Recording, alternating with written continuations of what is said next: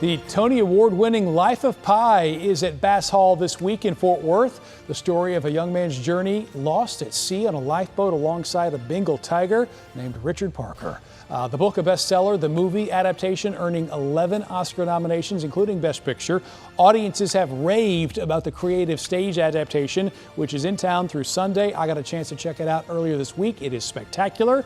And joining us today here on Midday is Fuad Hassan, who is the production assistant stage manager on this show. And you're talking about a Tony Award winner for Best Scenic, Best Lighting, Best Sound Design. What is it that makes Life of Pi such a fan favorite?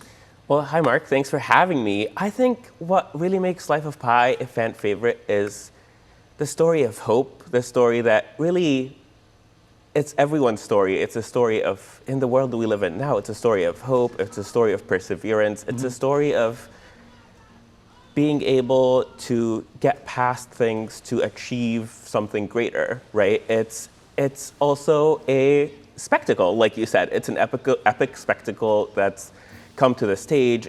Obviously, Life of Pi used to be a book and then became a movie, and now is a stage production that the word I would use to describe it is an epic visual spectacle. Well, you say that, which is funny because that was what people recognized about the movie. You know, the digital effects, Ang Lee's work on it, just spectacular. And you wonder, how do you turn this into a stage performance? Really amazing puppet work. That's how you do it. And I imagine that makes your job behind the scenes a little bit more complicated. Yeah, yes and no. Yes and no at the same time. So as stage managers, obviously we have various different tasks backstage, including keeping everyone safe, keeping the show running smoothly. And our puppeteers are all so fantastic and so good at what they do that they're really very much self-sufficient, but also it's hard, right? It's very, very physically demanding. It has a strain on the body for the puppeteers. So it's part of our job to look out for them and make sure that everyone is safe.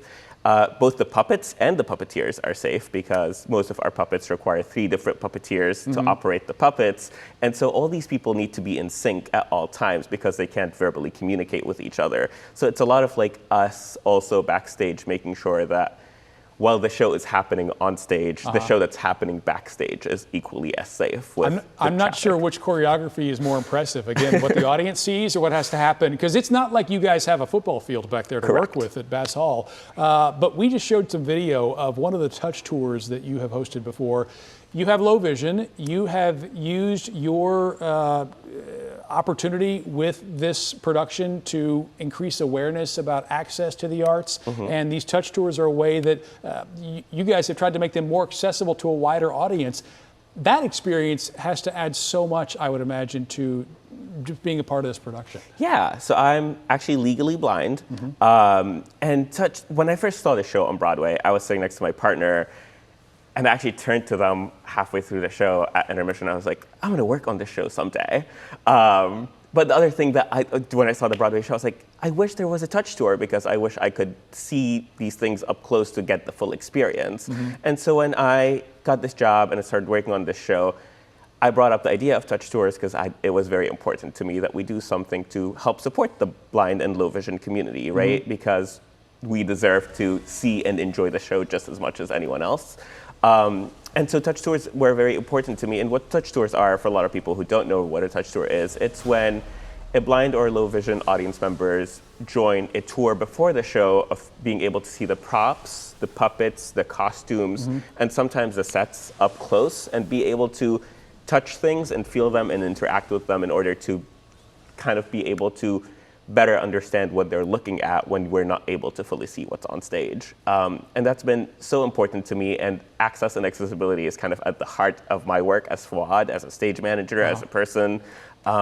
Because it impacts everyone. We think it just impacts people with disabilities, but it really impacts everyone in a room. Well, it does, and it impacts the storytelling of Life of Pi as well, because that is one of the layers here too, is you see a diverse cast on stage, and for the touch tours as well, it's a chance for a larger audience to really experience what this is all about. You alluded to that touch tour. If you're a ticket holder for the matinee on Saturday, you can engage with those props hands-on, the costumes as well, and really get into this performance. If you would like to learn more about it, it runs through September 28th. 28th at Bass Performance Hall in Fort Worth. You can go to basshall.com/touchtours to learn about those tours specifically. And again, you can visit the website for more information. And Fawad, I appreciate you sharing your insight and expertise with us today. And everybody, I recommend you go check out Life of Pi at Bass Hall.